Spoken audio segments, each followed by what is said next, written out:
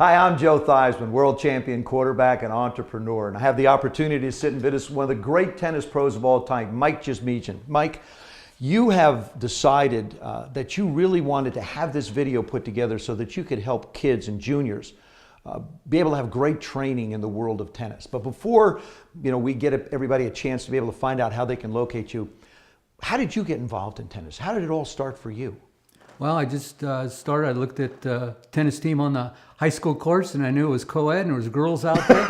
And I thought, man, this might be okay. And I couldn't get my varsity letter. I didn't think in baseball, because we had a lot of great baseball players. So right. I saw football. Wow, no football. I didn't like getting hit.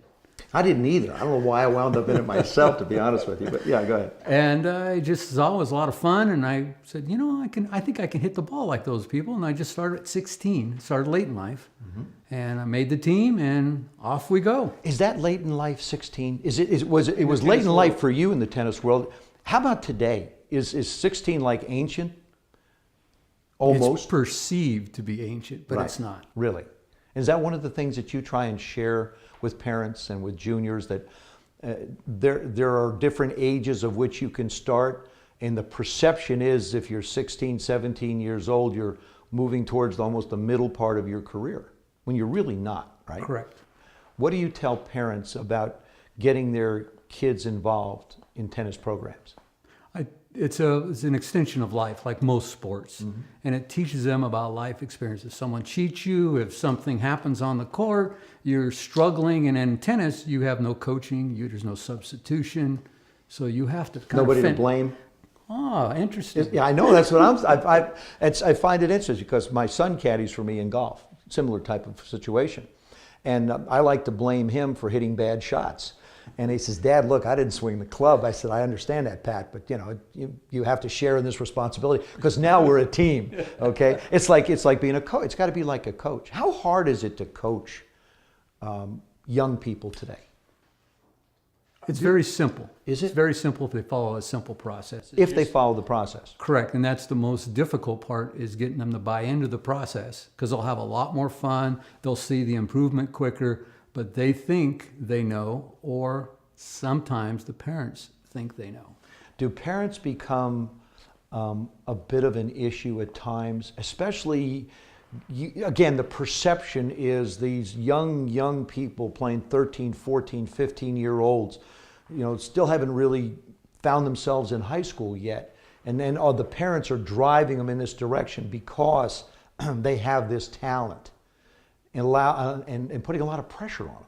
Yes. Is that one of the toughest things to deal with? Yeah, as the child or the student, junior, gets better and better, the parents tend to get more involved. And as they get more involved, they start slipping into coaching them and being part of their coach. And what the hardest part for them is realizing their role. They're a life coach and not the sport coach.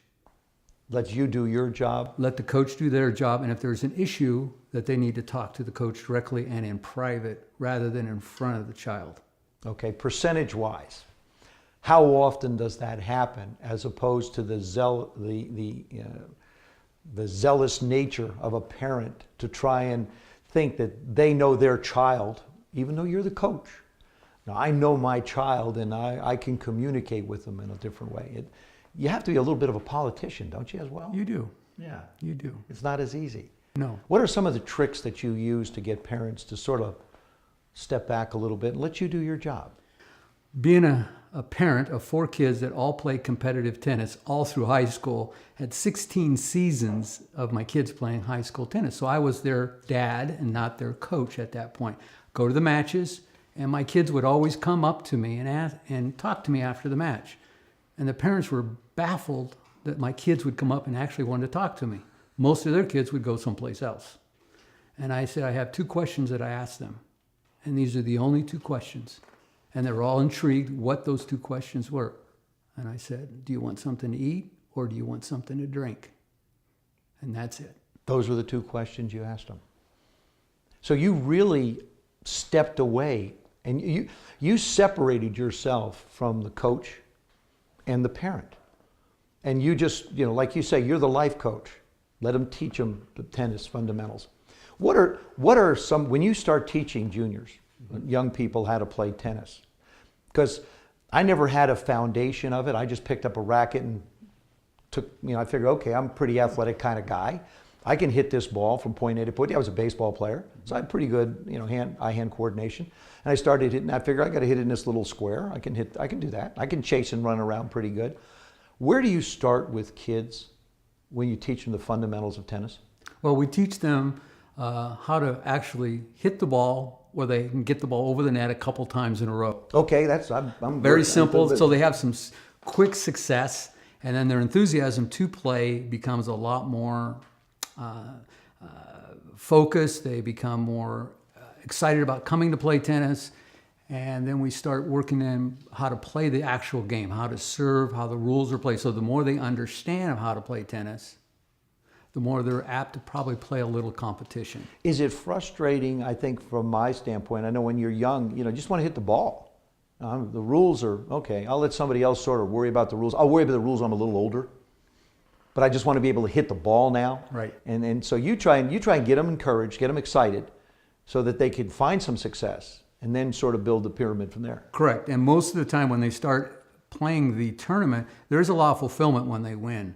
The association that we've put together has helped them with a round robin format, so it helps them continue to play with a little bit of pressure, because that's where you really start learning your skills, is that whether they win or lose, they'll continue to play. And the parents have a fulfilled experience playing, rather than if you lose, you're gone. So there's a 3-hour period of time instead of a whole weekend. The parents, especially new parents, have a better experience. The kids have a better experience. Whether they win or lose, they get something. They get a T-shirt. Half the draw gets trophies. So it really creates that enthusiasm for them to want to come back and play more. When did you start creating tournaments? Well, I've been at it for 45 years. This association is 6 years old. And the success rate? The success rate is that we keep growing. We have more and more kids participate, and we have a lot more repeat business than we had in the first couple years. So as we grow, parents are excited about bringing their kids back and excited about how they're developing and their enthusiasm to play. I'm curious, sibling rivalries.